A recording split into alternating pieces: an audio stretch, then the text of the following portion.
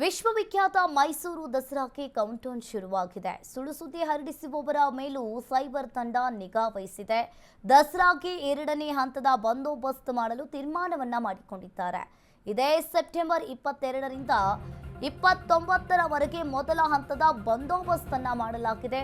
ವಿಶ್ವವಿಖ್ಯಾತ ಮೈಸೂರು ದಸರಾ ಈ ಮೈಸೂರು ದಸರಾದ ಸುಳ್ಳು ಸುದ್ದಿ ಹರಡಿಸುವವರ ಮೇಲೆ ನಿಗಾ ವಹಿಸಿದ್ದಾರೆ ಪೊಲೀಸರು. ದಸರಾಗೆ ಎರಡನೇ ಹಂತದ ಬಂದೋಬಸ್ತ್ ಅನ್ನ ಮಾಡಲಾಗಿದೆ.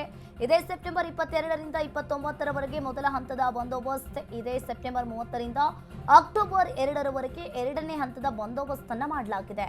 ದಸರಾದಲ್ಲಿ 5 ಎಸಿಪಿ, 35 ಡಿವೈಎಸ್ಪಿ, 35 ಕೆಎಸ್ಆರ್ಪಿ ತುಕಡಿ, 1 ಗರುಡ ಫೋರ್ಸ್, 1200 ಭದ್ರತೆಗೆ ಒಟ್ಟು 6384 ಪೊಲೀಸ್ ಸಿಬ್ಬಂದಿಗಳನ್ನು ನಿಯೋಜಿಸ್ತೀವಿ ಅಂತ ಹೇಳಿದ್ದಾರೆ. ಮೈಸೂರು ನಗರದ ಸುತ್ತಲೂ ಸಿಸಿಟಿವಿ, ಡ್ರೋನ್ ಈಗಾಗಲೇ ಕಣ್ಗಾವಲನ್ನ ಇಟ್ಟಿದ್ದಾರೆ. ಮೈಸೂರು ಪೊಲೀಸ್ ಕಮಿಷನರ್ ಸೀಮಾ ಲಾಡ್ಕರ್ ಹೇಳಿಕೆಯನ್ನ ನೀಡಿದ್ದಾರೆ.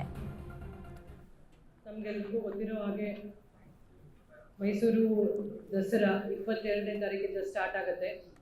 ಮತ್ತೆ 2ನೇ ತಾರೀಕು ಅಕ್ಟೋಬರ್ವರೆಗೂ ಇರುತ್ತೆ. ನಗರದ ವಿವಿಧ ಸ್ಥಳಗಳಲ್ಲಿ ವಿವಿಧ ಕಾರ್ಯಕ್ರಮ ಆಯೋಜಿಸಲಾಗಿರುತ್ತೆ. 22ನೇ ತಾರೀಕಿನಿಂದ 29ರವರೆಗೂ ನಾವು ಫಸ್ಟ್ ಫೇಸ್ ಅಂತ ಹೇಳಿ ತಗೊಂಡಿದ್ದೀವಿ.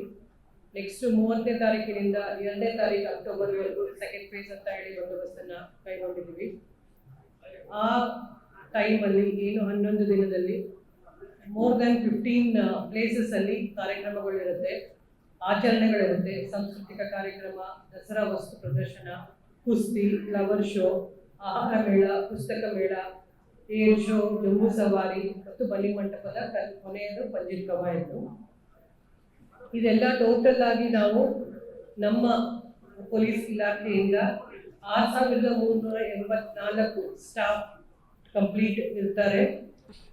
ಅದರಲ್ಲಿ 5 ಜನ ಎಸ್ಪಿಸ್ ಮತ್ತೆ 30 ಜನ ಡಿವೈಎಸ್ಪಿಸ್, 40 ಜನ ಇನ್ಸ್ಪೆಕ್ಟರ್ಸ್, ಕೆಎಸ್ಆರ್ಪಿ ತುಕಡಿಗಳು 35, ಅದ್ರ ಜೊತೆಗೆ ಸಿಆರ್ ಪ್ಲಟೂನು ಸಹ 15, ಮತ್ತೆ AC team, anti subordinate check team ಅಂತ ಹೇಳ್ತೀವಿ.